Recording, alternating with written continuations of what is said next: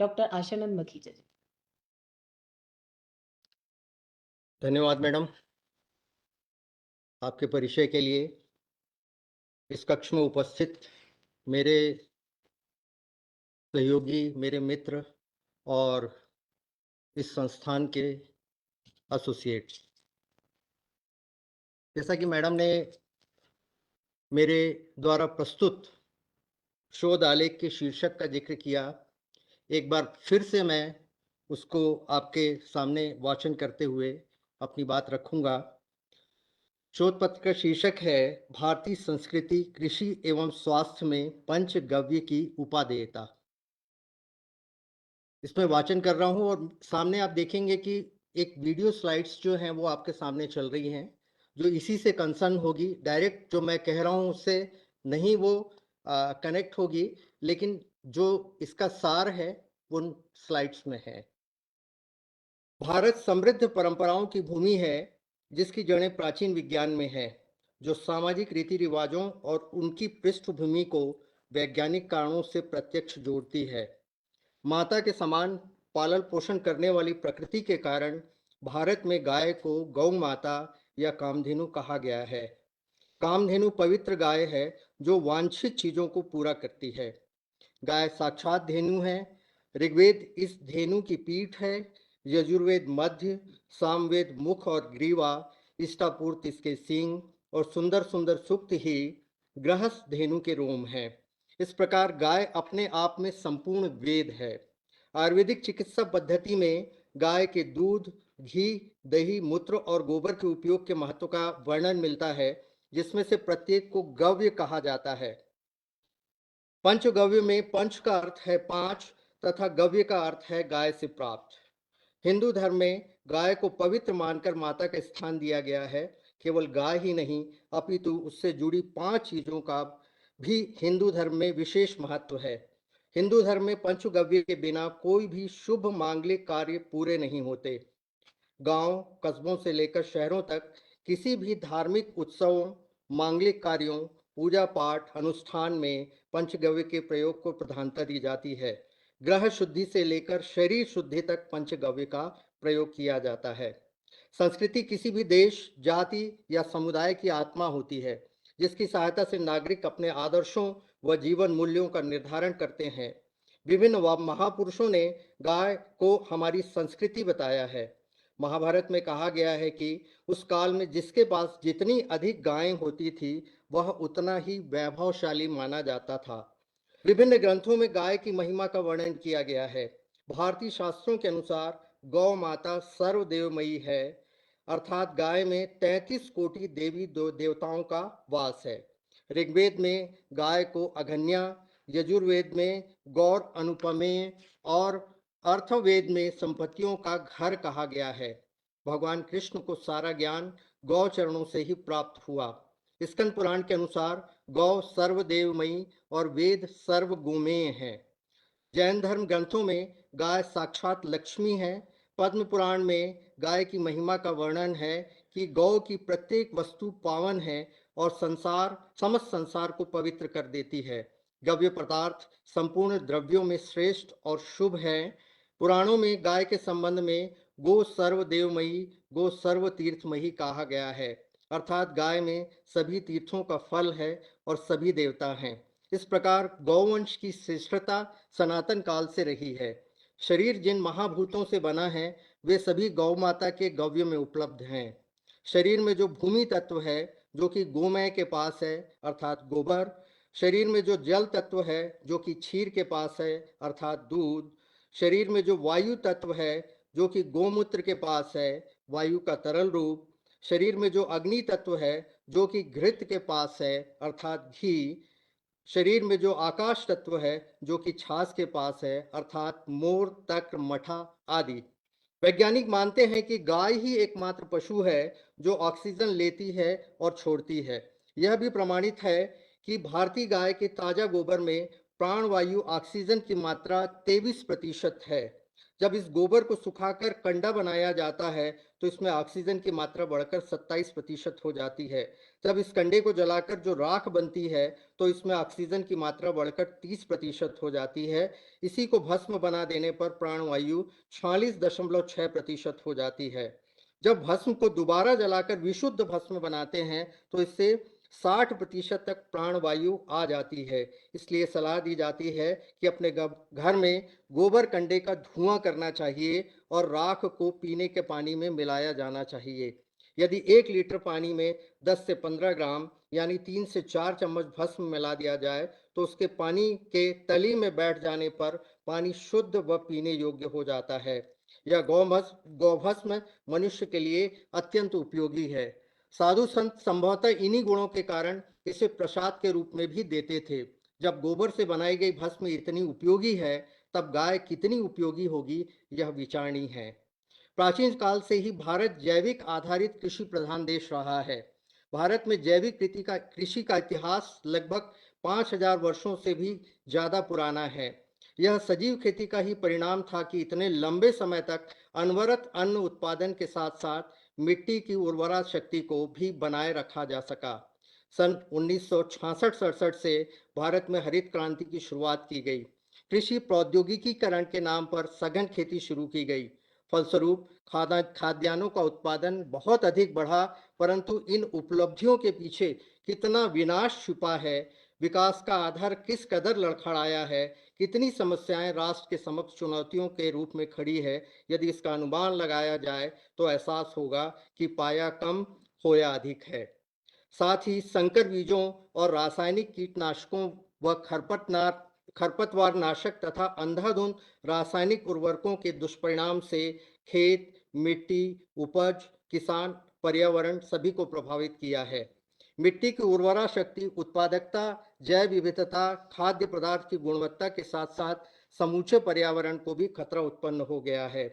अनौचित्यपूर्ण रासायनिक कीटनाशकों व उर्वरकों के प्रयोग से लगातार घटते जा रहे कार्बनिक पदार्थ से भूमि की भौतिक संरचना व गुणवत्ता नष्ट हो गई है, जो कि मृदा में वायु तथा ताप के संचरण, नमी के रिसावन धारण तथा उपज की आपूर्ति करने की क्षमता को बनाए रखने के लिए आवश्यक है। इससे भूमि का स्वास्थ्य एवं उत्पादकता दुष्प्रभावित होती है। भूमि में और कीटनाशकों के छिड़काव से भूमि के उपयोगी सूक्ष्म जीव समुदाय का विनाश हो जाता है और भूमि लगभग निर्जीव बन जाती है। एक अनुमान के अनुसार भारत में लाखों हेक्टेयर भूमि बंजर व कृषि के अयोग्य हो चुकी है। उर्वरकों एवं कीटनाशकों के निरंतर प्रयोग से यह स्थिति आ जाती है कि उनके उपयोग की कितनी भी मात्रा फसलों उत्पादन में वृद्धि करने में असफल रहती है। भारत में हरित क्रांति के गढ़ कहे जाने वाले पंजाब, हरियाणा एवं दक्षिण भारत में ऐसी स्थितियां निर्मित हो चुकी हैं। केंद्रीय रसायन और उर्वरक मंत्रालय की रिपोर्ट के अनुसार 1950-51 में भारतीय किसान मात्र 7 लाख टन रासायनिक उर्वरक का उपयोग करते थे, जो अब कई गुना बढ़कर 310 लाख टन हो गया है। इसमें 70 लाख टन विदेशों से आयात किया जाता है। भारत में रासायनिक उर्वरकों का प्रयोग लगभग 97 किलोग्राम प्रति हेक्टेयर तथा कीटनाशकों का प्रयोग लगभग 300 ग्राम प्रति हेक्टेयर होता है। इस दृष्टि से हम विश्व में चौथे स्थान पर हैं। प्रयोग किए गए रासायनिक उर्वरकों का मात्र 23% ही फसलों को मिल पाता है। शेष 77% मात्रा से विभिन्न प्रदूषण जन्य विकार पैदा होते हैं। सरकार को यूरिया व डीएपी उर्वरकों के उत्पादन पर प्रतिवर्ष लगभग 20,000 करोड़ रुपए की सब्सिडी देनी पड़ रही है। इसका पूरा लाभ उर्वरक उत्पादन कंपनियों को ही मिलता है, किसानों को कोई लाभ नहीं मिलता। भारत के किसान हर साल 3,80,000 करोड़ रुपए की रासायनिक खाद, कीटनाशक एवं डीजल खेती में उपयोग करते हैं। इस खर्च में बड़ी भारी कमी की जा सकती है। उर्वरकों की मांग एवं बढ़ती कीमतों के कारण उपज का लागत मूल्य बढ़ जाने के फलस्वरूप उत्पादन वृद्धि के बावजूद भी आर्थिक लाभ नहीं बढ़ा है। फलस्वरूप कृषि अधिक महंगी व लाभ से वंचित होती जा रही है, जिससे लघु और सीमांत कृषक आत्महत्या जैसे आत्मघाती कदम उठाने के लिए मजबूर हो रहा है। अनेक ऐसे अध्ययन हैं जिसमें खेतीहर मजदूरों के स्वास्थ्य पर कीटनाशकों के दुष्प्रभावों के संबंध में जानकारी दी गई है। यहाँ तक कि कीटनाशकों का उपयोग सही ढंग से किए जाने के बावजूद भी वे हवा और खेतीहर मजदूरों के शरीर में प्रविष्ट हो जाते हैं। कीटनाशकों के कारण पेट दर्द, चक्कर आना, सिर दर्द, उल्टी, साथ ही आंख तथा त्वचा जैसी गंभीर स्वास्थ्य समस्याओं से संबंध बताया गया है। इसके अलावा कई अन्य अध्ययनों से पता चला है कि कीटनाशकों से श्वास संबंधी समस्याएं, स्मृति विकार, त्वचा रोग, कैंसर, अवसाद, तंत्रिका संबंधी रोग, गर्भपात और जन्म विकृति जैसी अधिक गंभीर स्वास्थ्य समस्याएं जुड़ी हुई हैं। आधुनिक काल में जिस प्रकार से बीमारियों की संख्या और उसका विस्तार हो रहा है, उससे तो यही लगता है कि विश्व में कुछ ही लोग शेष हैं जो किसी भी बीमारी से ग्रस्त न हो। बढ़ती हुई बीमारी और उसके विस्तार पर गहन शोध से यह पता चलता है कि अनाज, फल तथा सब्जियों में गुणवत्ता का स्तरहीन होना है। अधिक उत्पादन की लालच में कृषि क्षेत्र में अत्यधिक जहरीले रसायनों का अंधाधुंध प्रयोग किए जाने के फलस्वरूप खतरनाक रसायन अपने गुण और धर्म के साथ इन खाद्य वस्तुओं में जमा हो जाते हैं। आज हर व्यक्ति प्रतिदिन लगभग 0.27 मिलीग्राम जहर रासायनिक उर्वरकों और कीटनाशकों के रूप में खाद्य पदार्थों के माध्यम से सेवन कर रहा है। इसके प्रयोग से सबसे अधिक ग्रामीण क्षेत्रों का जल प्रभावित हुआ है। नमूने से यह बात स्पष्ट हो गई है कि बाजार में बिकने वाले अनाज, फल, सब्जी सभी में कीटनाशक रसायनों की उपस्थिति मानक से कहीं ज्यादा है। नियमित जहरीले रसायनों के उपयोग से उत्पादित वस्तुओं के उपभोग ने लोगों को अनगिनत गंभीर बीमारियों की चपेट में ला दिया है। पेड़ पौधे, नदियों, पर्वतों, जीव जंतु और मनुष्यों से मिलकर ही पूरी प्रकृति बनी है। इसलिए सभी एक दूसरे पर निर्भर हैं और एक दूसरे के सहयोगी हैं। प्रकृति के संसाधनों पर सभी का समान ही अधिकार है। इन्हीं मान्यताओं के कारण जीव जंतुओं के प्रति दया, प्रेम एवं करुणा की भावना भारतीयों के मन में है। भारतीय कृषि पद्धति जो अनाज पैदा किए जाते हैं उसमें मनुष्य, पशु तथा अन्य जीव जंतुओं के खाने की आवश्यकताओं को पूरा करने का ध्यान रखकर फसलें बोते हैं।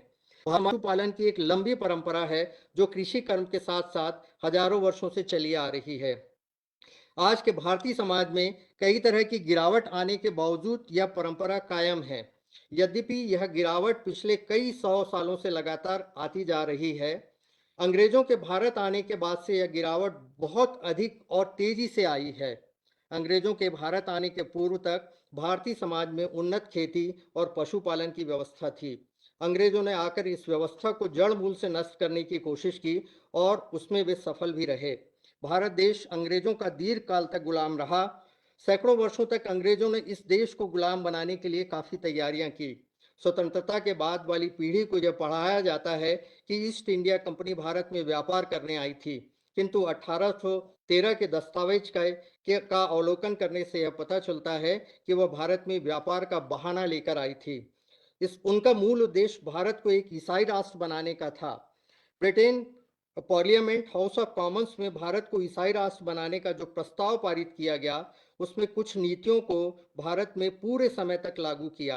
अंग्रेजों की सबसे पहली नीति थी कि भारत को अगर ईसाई राष्ट्र बनाना है तो भारत की समृद्धि, संपन्नता, सुख संपत्ति को नष्ट करना होगा, क्योंकि जब तक समाज में गरीबी, बेरोजगारी, विपन्नता नहीं आएगी उसे ईसाई नहीं बनाया जा सकता।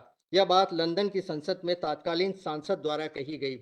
अंग्रेजों ने हिंदुस्तानियों में गरीबी व भुखमरी पैदा करने के लिए एक नीति के तहत फैसला किया कि भारत की अर्थव्यवस्था को बर्बाद करने के लिए भारतीय कृषि पद्धति को भी बर्बाद करना पड़ेगा। कृषि भारतीय अर्थव्यवस्था का केंद्र बिंदु रहा है। लंदन की संसद में यह तय होने के बाद उन्होंने नीतियां बनाना शुरू किया तथा उन नीतियों को भारत में लागू करने के पूर्व सर्वेक्षण कराए।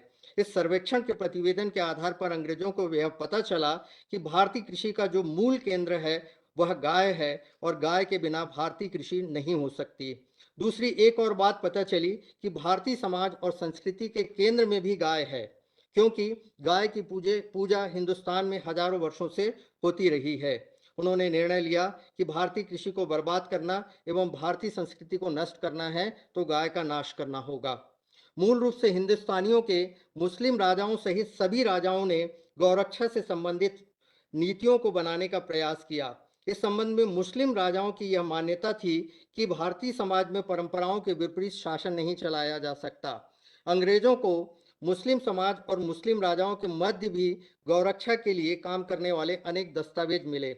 इस संबंध में एक दो अपवाद ऐसे थे जिनको अंग्रेजों ने दुष्प्रचारित करना शुरू किया, और उन अपवादों के आधार पर अंग्रेजों ने हिंदुस्तान में गाय का कत्ल करवाना शुरू किया। गाय का कत्ल करवाने के पीछे अंग्रेजों की मूल रीति भारत की कृषि एवं अर्थव्यवस्था को नष्ट करना था। गाय का कत्ल करवाकर गाय के मांस को अंग्रेजों की फौज को खिलाया जाने लगा। परिणाम स्वरूप गायों की संख्या कम होती चली गई।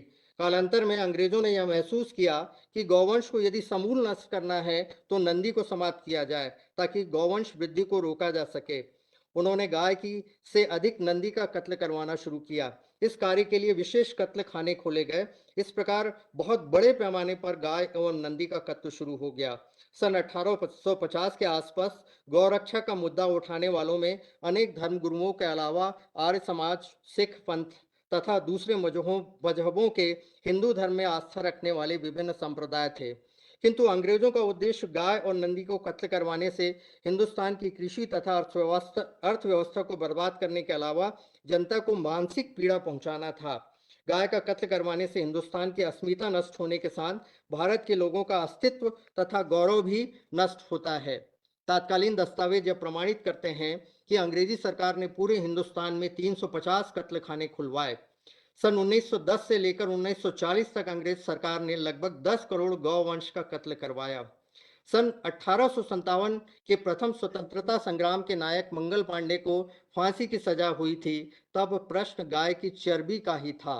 गाय के उस प्रश्न से हिंदुस्तान की क्रांति की शुरुआत हुई थी, और बाद में वही मूल प्रश्न हिंदुस्तान की आज़ादी का प्रश्न बन गया था।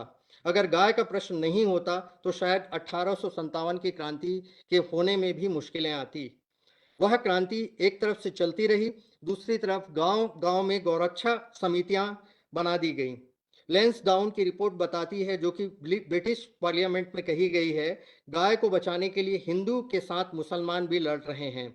अंग्रेजों ने हिंदू और मुसलमान के बीच झगड़ा कराने के लिए मुसलमानों को गाय काटने के लिए प्रेरित किया, और लेंसडाउन ने महारानी विक्टोरिया के पत्र के आधार पर नीति बनाई, जिसमें यह निर्णय लिया गया कि जितने कत्ल खाने हैं उसमें केवल मुसलमानों को ही नौकरी दी जाए, ताकि पूरे हिंदुस्तान में इस बात का प्रचार किया जाए कि गाय काटने का काम मुसलमान कर रहे हैं।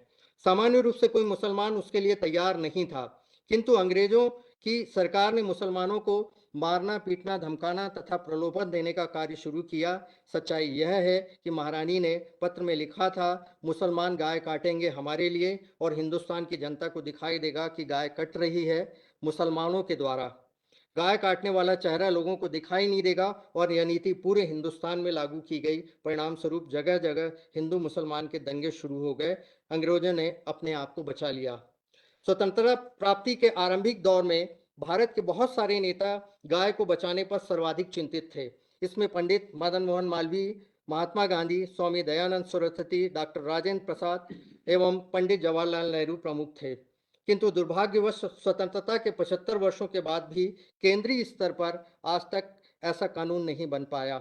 आंकड़े बताते हैं कि आज़ादी के समय देश में 350 कत्ल खाने थे, किंतु आज़ादी मिलने के बाद 1707 मान्यता प्राप्त कत्ल खाने हैं, जो खाद्य सुरक्षा एवं मानक अधिनियम 2006 के अंतर्गत पंजीकृत हैं, तथा देश में 40,000 गैर मान्यता प्राप्त कत्ल खाने संचालित हैं। दिल दहलाने वाला तथ्य यह है कि आज़ादी के समय भारत के गौवंश अर्थात गाय, बछड़े, बैल और सांड की जनसंख्या कुल मिलाकर 1 अरब 21 करोड़ के आसपास थी। तब भारत की जनसंख्या 35 करोड़ बताई जाती थी। अब भारत की जनसंख्या 143 करोड़ के पार कर गई है, जबकि कुल मवेशियों की संख्या 92.49 करोड़ है, जिसमें मादा मवेशी 45.12 करोड़ है, जो पिछली गणना की तुलना में जो 2012 में हुई थी उससे 18% अधिक है। इसके अलावा गौवंश की भारतीय नस्लों को उन्नत एवं विकसित करने के नाम पर विदेशी नस्लों से संकरित कराए जाने के फलस्वरूप अनेक भारतीय नस्लें लुप्त हो चुकी हैं।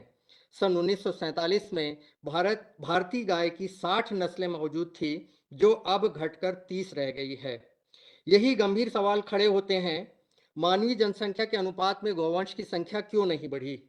और घटी भी तो इतनी तेजी से क्यों घटी? अगर मांस के नाम पर गौवंश का व्यापार नहीं हो रहा है, तो क्या भारत में गौमांस की इतनी ज्यादा खपत है? फिर मांस की आड़ में गौमांस के निर्यात की अनदेखी क्यों की गई और क्यों की जा रही है?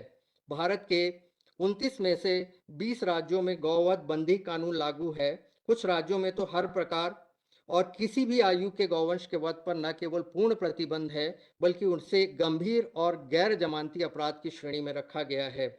इन सब के बावजूद आंकड़े बताते हैं इन सब के बावजूद आंकड़े बताते हैं कि अंतर्राष्ट्रीय बाजार में भारत बीफ का शीर्ष निर्यातकों में से एक है एवं इस कार्य में अनेक हिंदू धर्म के अनुयायी भी हैं। गौपालक अक्सर पुराने और अनुत्पादक देशी मवेशियों को छोड़ देते हैं। परित्यज्य स्वदेशी मवेशियों को ग्रामीण एवं शहरी इलाकों में सड़कों के किनारे कचरे के ढेर में चरते या विचरण करते देखा जा सकता है। सड़क परिवहन और राजमार्ग मंत्रालय के अनुसार आवारा पशुओं के कारण भारत में 1604 सड़क दुर्घटनाएं हुई हैं, जिसमें सर्वाधिक गुजरात 220, इसके बाद झारखंड 214 और हरियाणा 211 है। आदिकाल से ही माता के समान पूजी जाने वाली गाय को भारतीय संस्कृति में मां समझकर उसकी सेवा किए जाने की परिपाटी प्रचलित है। इस संबंध में इलाहाबाद उच्च न्यायालय के न्यायमूर्ति शेखर कुमार यादव ने गौ हत्या के मामले में एक महत्वपूर्ण फैसला सुनाते हुए कहा था कि गाय का भारतीय संस्कृति में महत्वपूर्ण स्थान है। राजस्थान उच्च न्यायालय ने इसके पूर्व भी सरकार को गाय को राष्ट्रीय पशु घोषित करने का सुझाव दिया है। भारतीय मान्यता अनुसार गौमाता पृथ्वी, प्रकृति और परमात्मा का प्रकट स्वरूप है। धर्म ग्रंथों में संपूर्ण गौवंश को मानव के अस्तित्व, रक्षण, पोषण, विकास और संवर्धन के लिए अनिवार्य माना है। अधिकाधिक कीटनाशक रसायनों के इस्तेमाल से मृदा, खाद्यान्न, जल और वायु प्रदूषण इतना बढ़ गया है कि मनुष्यों और पशुओं का स्वास्थ्य खतरे में आ गया है और असंख्य जंगली पशु, पक्षी, जीव जंतुओं की प्रजातियां ही विलुप्त हो गई हैं। महंगी और अलाभकारी कृषि के कारण लाखों किसानों का खेती से पलायन हो चुका है। ऐसी परिस्थिति में ऐसी परिस्थिति में भारत के किसानों के सामने एक ही विकल्प है कि वे खेती करने का अपना तरीका बदलें। रसायन मुक्त खेती का वैकल्पिक नाम है जैविक कृषि। इसके नाम से ही अर्थ का अनुमान लगता है कि वैसी खेती जो जीवों के आधार पर हो, जीवाणुओं की सहायता से हो, अर्थात वह कृषि जो अहिंसक हो। जब कृषि में हिंसा नहीं होगी, तभी उस विधि द्वारा उत्पादित अनाज, फल एवं सब्जियों का गुण सात्विक होगा। जो किसान गोबर और गौमूत्र आधारित खेती कर रहे हैं, उससे उत्पादन खर्च 90% तक घट गया है और उत्पादन प्रति एकड़ बढ़ गया है। परिणाम स्वरूप मिट्टी की सूक्ष्म पोषणता बढ़ रही है, मिट्टी में पानी को सोखने की क्षमता बढ़ रही है, मिट्टी की कीटाणुनाशक क्षमता बढ़ रही है और मिट्टी के अंदर पनपने वाले सूक्ष्म जीवाणुओं की संख्या भी बढ़ रही है। महाराष्ट्र, कर्नाटक, छत्तीसगढ़, मध्य प्रदेश आदि राज्यों में लगभग 5 लाख एकड़ क्षेत्र में गोबर गौमूत्र आधारित खेती हो रही है। जो जो किसान जैविक खेती अपना रहे हैं, वो पहले से अधिक सुखी व निरोगी हो गए हैं। जैविक खाद रासायनिक खाद का ही विकल्प है। जैविक खाद के प्रयोग से भूमि की उर्वरा शक्ति बढ़ती है और उत्पादन वृद्धि के साथ साथ इसके प्रयोग से पर्यावरण को भी प्रदूषण मुक्त बनाया जा सकता है।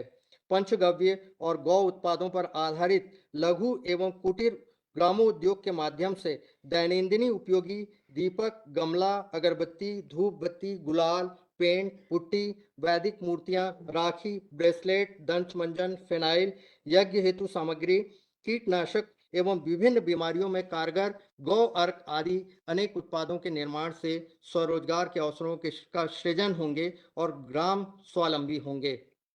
रासायनिक खाद एवं कीटनाशक जिसके आयात पर लगभग 80,000 करोड़ रुपया प्रतिवर्ष व्यय होता है, से देश को मुक्ति मिल सकती है। खेतों में रासायनिक खाद के प्रयोग से भूमि की उर्वरा शक्ति में कमी, उत्पादन में ठहराव, जमीन के जल स्तर में गिरावट, कृषि उत्पादन की लागत में निरंतर वृद्धि तथा कीटनाशक दवाओं के अधिकाधिक प्रयोग से पर्यावरण प्रदूषण की समस्या पैदा हो गई है।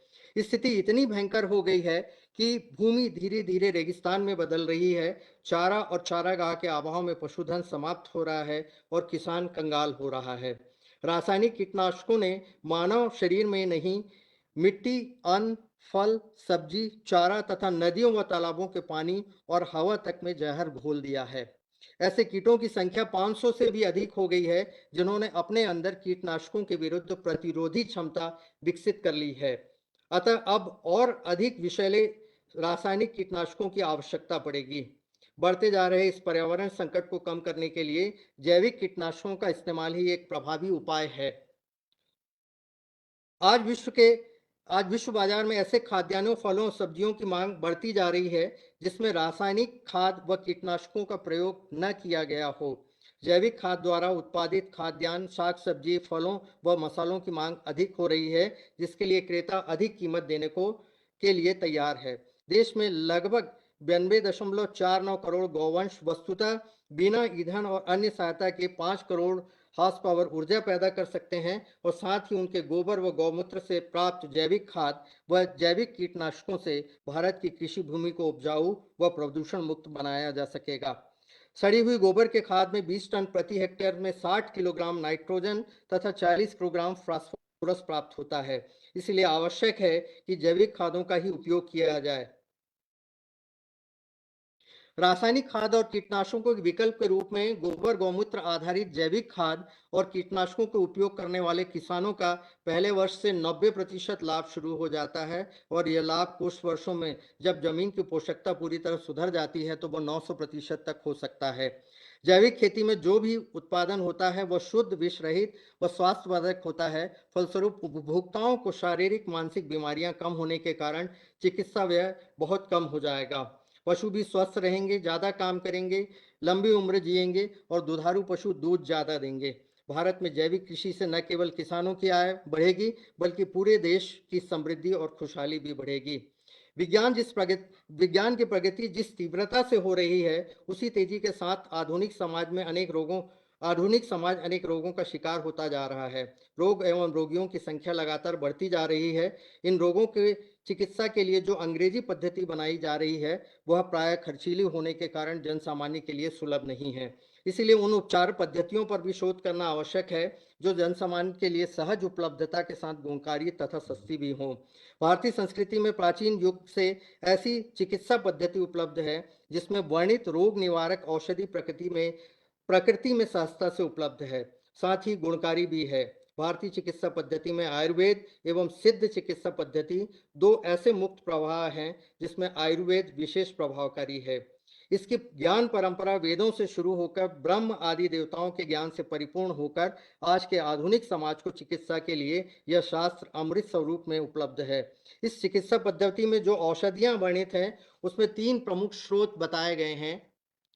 पहला है जांगम, जांगम मतलब एनिमल किंगडम, दूसरा औंदुमिज प्लांट किंगडम, और तीसरा पार्थिव मिनरल्स। इन तीनों स्रोतों का संयोग करने का प्रयत्न भारतीय चिकित्सा पद्धति में किया गया है। साथ ही पर्यावरण संतुलन के लिए इन स्रोत का संयोग महत्वपूर्ण भूमिका निभाता है। आयुर्वेद में अष्टवक्र में प्राणियों का एकत्रित उल्लेख कर उसकी चिकित्सीय उपादेयता बताई गई है।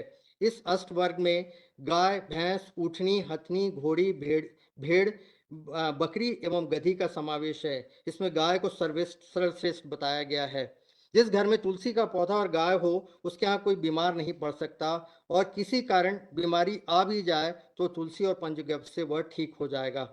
यह सर्वविदित है कि भारत देश की गाय साक्षात लक्ष्मी है। आज के संदर्भ में लक्ष्मी की व्याख्या अर्थ से की जाती है। इस संदर्भ में देसी गाय को देखें तो वह अकेले प्रतिवर्ष लाखों रुपए देने में सक्षम है। इस विषय पर पिछले 15 वर्षों से महर्षि बागवट गौशाला स्थित पंचगव्य अनुसंधान केंद्र कांचीपुरम तमिलनाडु में शोध कार्य चल रहे हैं।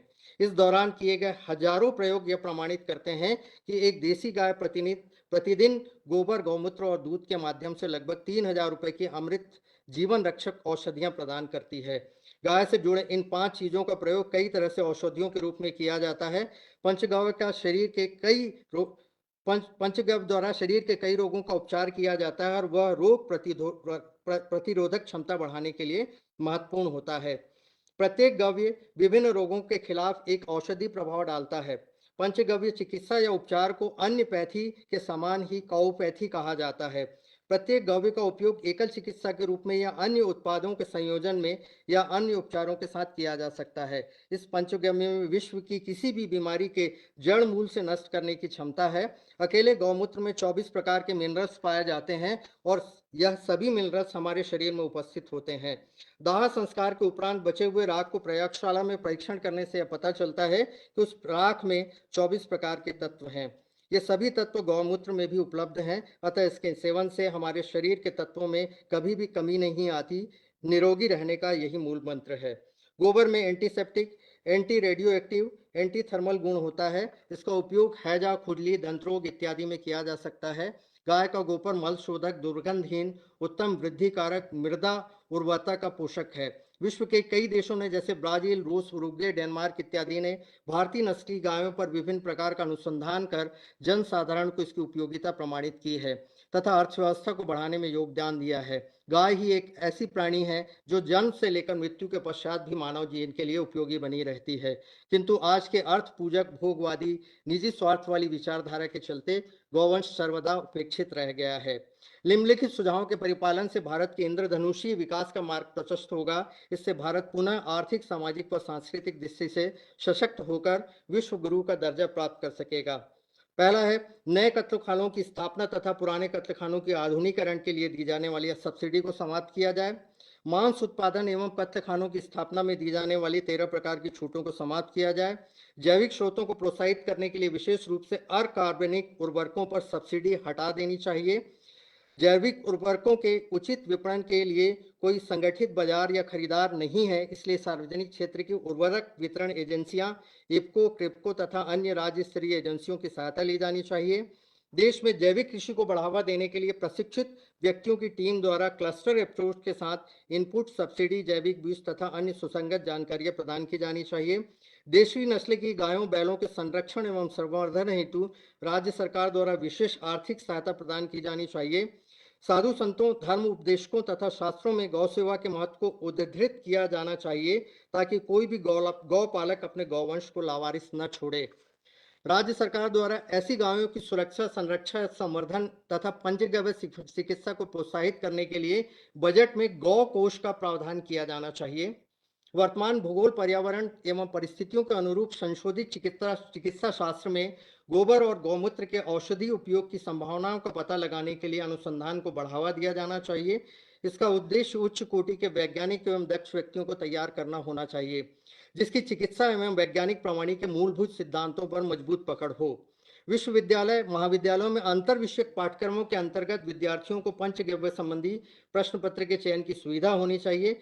जो विद्यार्थी पंचगव्य आधारित चिकित्सा शास्त्र में विशेषज्ञता प्राप्त करना चाहते हैं, प्राप्तांकों के गुणानुक्रम के आधार पर विशिष्ट गुरुकुलों में प्रवेश की पात्रता होनी चाहिए। प्रत्येक जिले के हर एक विकास खंड में कम से कम एक पंचगव्य चिकित्सा एवं अभ्यास क्रम हेतु एक विशिष्ट गुरुकुल होना चाहिए। इन संस्थानों में शिक्षित एवं प्रशिक्षित व्यक्ति गव्य सिद्ध चिकित्सक के रूप में कार्य करने हेतु कानूनी रूप से अधिकृत होना चाहिए। पंचगव्य चिकित्सा में गोबर, गौमूत्र एवं दूध मुख्य गव्य के रूप में तथा दही व घी उपगव्य के रूप में और इनके संयोग मुख्य औषध हैं। इन औषधियों के निर्माण की प्रक्रिया में अल्प मात्रा में प्राकृतिक जड़ी बूटियों का भी उपयोग किया जा सकता है। इस संबंध में अनुसंधान को बढ़ावा देने की आवश्यकता है।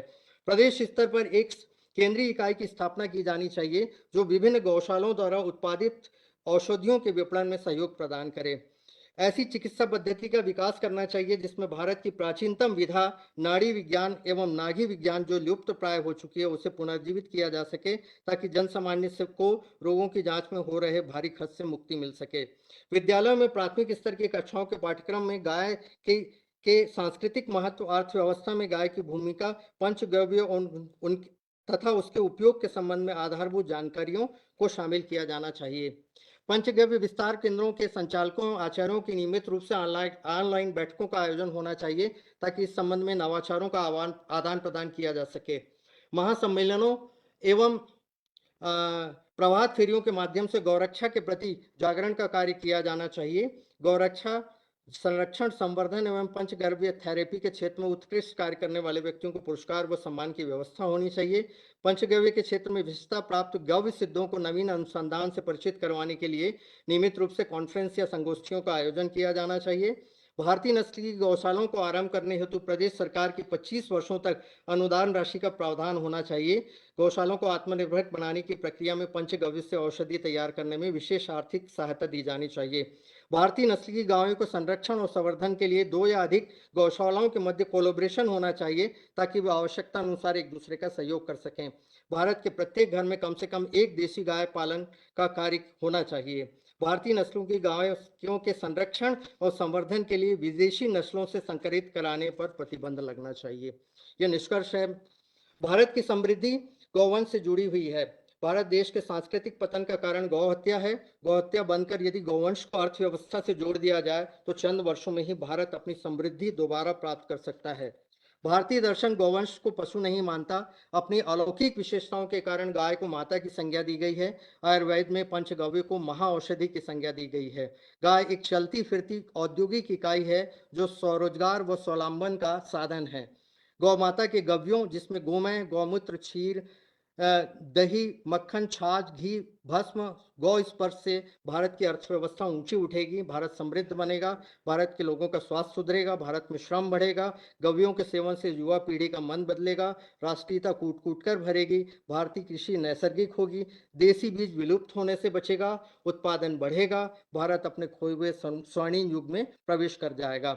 एलोपैथी चिकित्सा पद्धति की लूट से निजात पाने एवं असाध्य रोगों के इलाज का एक ही मार्ग है गौ मां एवं पंचगव्य चिकित्सा। पंचगव्य चिकित्सा पद्धति एक संपूर्ण चिकित्सा पद्धति है, जिससे हम भारत को ही नहीं बल्कि विश्व को निरोगी बना सकते हैं। पंचगव्य मनुष्य के शरीर पे ऊतकों पर काम करता है। यही कारण है कि कुछ भी असाध्य नहीं है। पंचगव्य चिकित्सा पूरी तरह प्रामाणिक है। पिछले एक दशक में अनेक संस्थानों ने गौ उत्पादों को लोकप्रिय बनाने और उनकी प्रामाणिकता सिद्ध करने के लिए सराहनीय कार्य किए हैं, किंतु धरातल पर अर्थव्यवस्था की धुरी के रूप में स्थापित करने के लिए सामाजिक, धार्मिक, सांस्कृतिक, राजनीतिक और शासकीय स्तर पर अभी अनेक कार्य किए जाने की आवश्यकता है। गौ पालन एवं पंचगव्य ही एकमात्र शक्ति है जो स्वस्थ पशु, पक्षी, जनसंख्या, ऊर्जा के वैकल्पिक स्रोत, पूर्ण पोषण संबंधी आवश्यकताओं, गरीबी उन्मूलन, प्रदूषण मुक्त वातावरण, जैविक खेती आदि के निर्माण में मदद कर सकता है। धन्यवाद।